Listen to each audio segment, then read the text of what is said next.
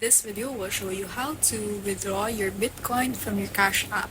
What you need first is to open your Cash App and tap the Bitcoin tab at the bottom of your screen. So here it is.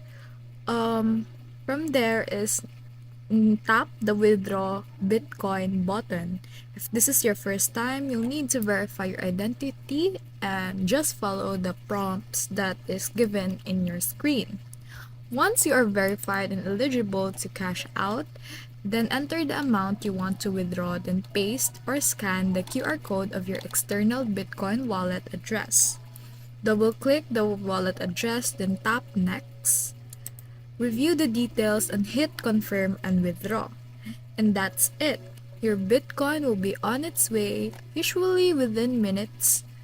It's because it will process through the network traffic. And yeah, that's all.